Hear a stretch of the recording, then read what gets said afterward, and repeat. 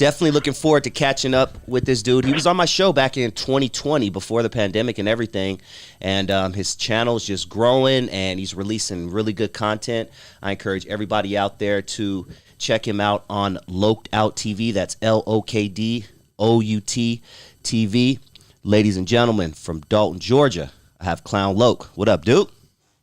What's good, my boy? How you doing? I'm great, man. I definitely appreciate you joining the program, man.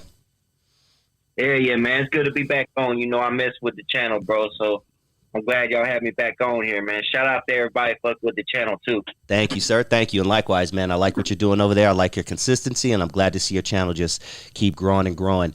And I encourage everybody out there to check out the first interview I did with KLOWN LOK. Just go to YouTube search, type in DustyVision, KLOWN LOK. That's Clown with the K and Lok with the K. So definitely check out that first interview, and I think you guys will like it. But I would like KLOWN LOK to touch on a few things that we discussed in the first interview that we didn't really get deep into. And then also I would love to talk about some of the recent madness that's been going on in YouTube, because I know you have a lot of opinion on that. So let's get it started. To give everybody a background, and correct me if I'm wrong because I'm going straight off memory. You started banging at 12, right? When you were 12 years old with WHlTE. Right. I jumped off the porch when I was 12 years old. And yeah, I was running with the tiny WHlTE at the time. So that was my introduction into the street. Okay. And I know you ended up for whatever reasons not rolling with them. And then at the age of 16, you joined Southside Locals, right? Right. Well, at 16, you know, some things that went down between me and them, and it wasn't like nothing, you know, where I just felt like I needed to back away from them. You know what I'm saying? Because of just situations that had happened.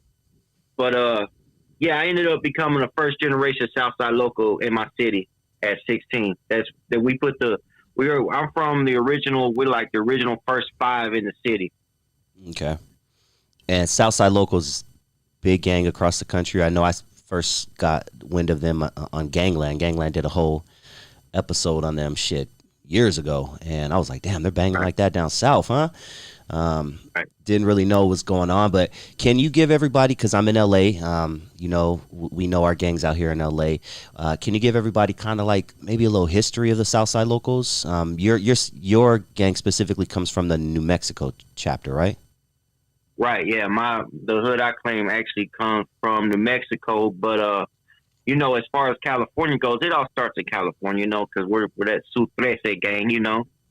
So it all comes from California. But as far as California goes, I believe the Southside Locals are out there. If I'm not mistaken, San Diego. I believe there's a set out there in LA somewhere, and I do know for a fact that there's a set in Oakland. And from what I know, you know, it's Southside Locals probably started like in the 1970s in Cali, of course, and then pretty much just migrated everywhere, you know what I'm saying? But the hood that I claim is actually out in New Mexico. And you know, when I first got put down, like I went to New Mexico and I met the Southside Locals there and everything, you know what I'm saying? Because I wanted to see what I was a part of. So yeah, but my hood specifically started in 2000, the year 2000. I was 16 years old.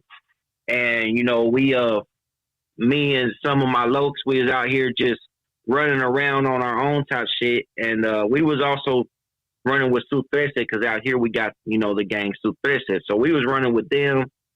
But when it came time they wanted us to get put down with them, we were like, you know what, we're not going to get put down with y'all, you know, because we didn't want to have to fall up under anybody. We didn't want anybody to pretty much try to tell us how we're going to do what we do. You know what I'm saying? We want to keep it locked out. So we're going to do what we want to do and how we want to do it. They already knew we was about the business. So they wanted us to get down, bro, but we just like, we're going to do us. The local hippie, his older brother is the one that's like, hey, why don't y'all just put the hood on here? Because he was a Southside local from New Mexico also. So he's like, why don't y'all just put the hood on here? He's like, there's no need for you to go over here and get jumped in with them when you can already just, you know, be what you are. And shit, once we got that permission stamp, we were like, let's go then, you know. And it was the winter of 2000, bro. And I had just turned 16. And we ended up just putting the hood on that night. And after that, it was on. And it was on. You know, we was out here down making it known that we was here. And what makes, for anyone who is new to KLOWN LOK's story and LOK'D TV, KLOWN LOK is actually a white cat, which makes his story a little more interesting. But I know that being said, you mentioned in our last interview that your put on was a little more intense because I guess they wanted to make sure you were down for your shit. Right. Well, they want, you know, the whole point of any put on is, you know, a lot of people are like, why would you want to get beat up or this, that, and third? Well, you gotta, when it comes down time to handle that shit, are you going to take it? You know what I'm saying? Because you can't win every one of them, bro. It's not going to happen out here like that. So are you willing to get beat for this shit? And yeah, it's pretty much like that. You know, mine was a little more intense. They added an extra person in on me, which I was straight with that shit. And, you know, we went ahead and handled it. But yeah, it was a little more intense, but it was fun all at the same time. A bunch of young kids just beating the hell out of each other, you know? Now, does Dalton have a big GD Vice Lord presence? You know what, bro? Back then, and I actually been meaning to make a video about this, but back then there was no GDs I still don't think there's Vice Lords out here, but there was no GDs, but we had the folks, right? The folk nation. Uh-huh.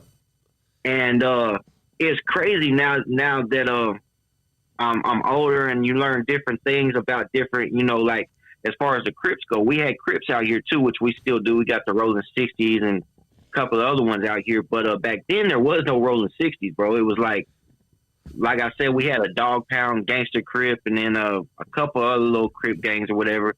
But they would always call themselves, what was it? The folks would call themselves cousin of the Crip or Crip cousins or some shit like that.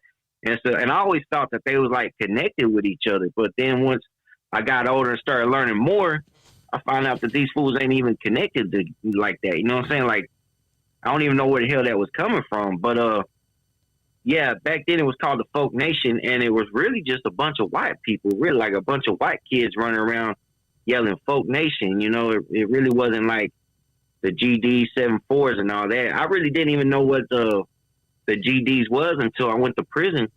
And that's when I really started learning about the GDs. But I always thought that you know, the Folk Nation, I didn't know nothing about the GDs, but they've always been here, just not the way they are now.